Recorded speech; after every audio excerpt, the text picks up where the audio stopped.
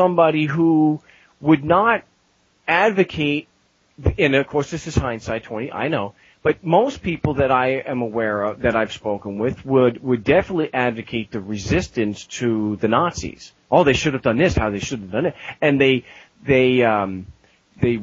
made movies, they've written books, and they've rightfully hailed the accomplishments of the Jewish bands in the Warsaw Ghetto uprising, that they were resisting this.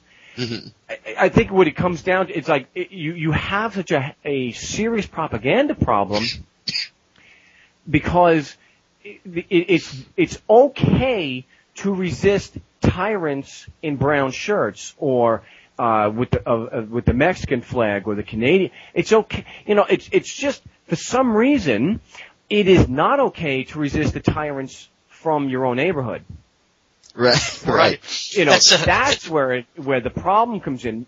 Most people would say, oh yeah, they see a Mexican police beating the living hell out of somebody. They would say, yeah, you should resist that.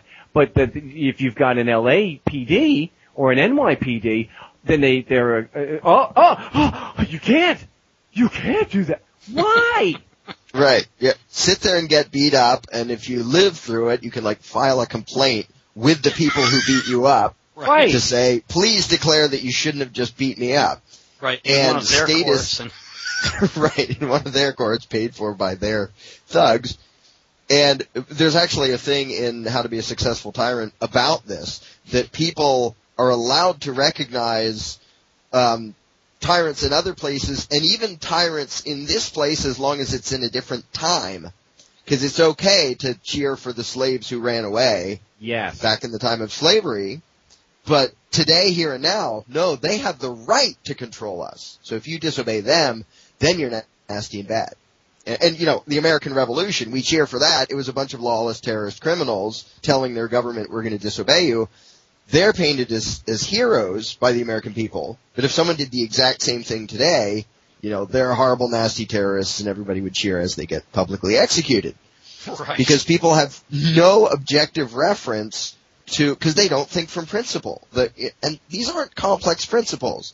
Don't steal from people. Don't assault people. Basically, don't start a fight. Don't you be the one to use violence first. They can't even grasp that. You're filling the airways with nothing but hate now. Hate speech. Why? I apologize. Why so extreme, Larkin? Why can't we go along to get along? What is wrong with taxing the pay? You don't want roads? Right. This is what you get. And what it comes down to, in my experience, that the roads apparently seem to be so important that it justifies the violence. Right. So my way of bringing out to people that's insane is to ask them, and make it personal. We have to stop them from disassociating from the violence. You have to recognize the gun in the room. You have to. Under all that paperwork, there's a machine gun. And so what I said, what level of, and I've never gotten an answer to this question that was responsive, by the way. What level of violence are you willing to personally employ against someone in order to get that road built? No one has ever answered that. So let me ask you, Kurt, what level of violence are you willing to use against somebody, your parents or your friends, to get a road built there in Ohio? Actually, none. And I can probably think of a million different ways, if a free market was allowed to work, that a road could be built without violence. Why the hate, Kurt? Why the hate? Why this violent hate? Why the hate? Why do you hate the troops so much? But, we can laugh about this, but my gosh, what you mentioned earlier, Larkin, while we're talking about, this, that's how we are viewed by people who haven't seen the truth of God and seen government for what they really are. Right. And I love doing a very simple unilateral declaration to people, which they don't get at first, which is, I promise I will never initiate violence against you, and I'll never advocate that anybody else do it. Now, will you please do the same for me? Almost everybody says, of course. And I said, good. So you're not going to vote anymore. You're not going to advocate taxation anymore. You're not going to advocate any quote-unquote laws that outlaw nonviolent activities, you know, whether it's keeping your own money or smoking a leaf if you feel like it or whatever. Oh, well, no, we need okay, so you already backed down on your deal, and you are going to advocate that I be robbed. Despite the fact that I advocate that you not be robbed, even though there's lots of good things I could think of to do with your money, but I'm one of those wacko extremists who thinks that it's not up to me to spend your money. You get to spend your money, I get to spend mine. But that isn't good enough for you, is it? You insist that you be allowed to decide how my money is spent. And they get all uncomfortable. Well, we need, and they start talking in third-person abstractions. Government has to blah, blah. I'm not talking about government. I'm talking about you.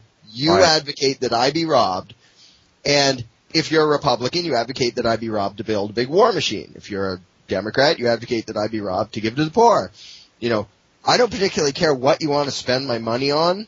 It's the wanting me robbed that's kind of annoying me a little bit. And to just put it right in their face as I don't advocate that you ever be robbed for anything I want, even if I think it would do you a lot of good. Why can't you do the same for me? Isn't that just sort of basic human, you know, civility? Is don't rob me? Yeah, and that's similar to what I talk about is like, look, should people be killed to provide services? No. Okay. Thank you. Welcome to the anarchist fold. You know, now and same as what you do. And what they'll come out with is, you know, roads and library and no. You know, what it comes down to is educating people that there is a world of difference between the idea of legal and illegal and right and wrong. Right and wrong are not the same as legal and illegal. Right. Absolutely. Right. Because everything Hitler did was legal, right? Exactly. Yep. He did and everything. Everyone who resisted him were criminals by definition.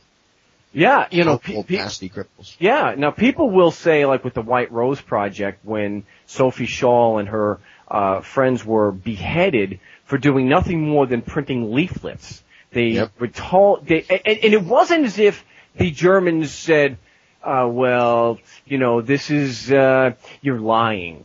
They never, as far as I'm aware, accused them of, or had any evidence, I should say, of falsifying anything. They were just saying what was going on, and they lost their heads. Now, I'm sure, and I know I can't necessarily prove this in every case, but I've spoken to people where they agree that there should be some level of violence, you know, exerted upon you for saying bad things or trying to destroy the legitimacy, the perception of legitimacy of the government.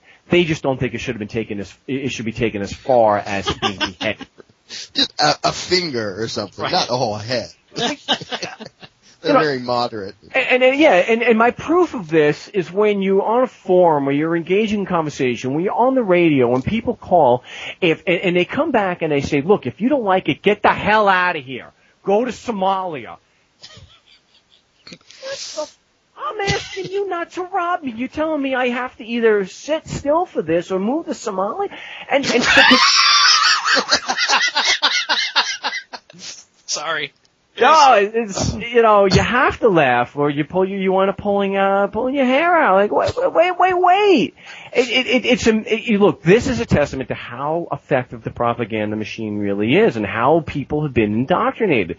That when you or I, one of us is pointing out, and I have this right here in the book. I had someone give it back to me. I mean, you know, he's passed on now, but he gave the book back. And he's disagreeing with me and saying I have an anger management problem. I got this. I got all these problems. Because, what I pointed out, guys, was that the government has admitted, the people who call themselves the government, have admitted that they're not there to protect you.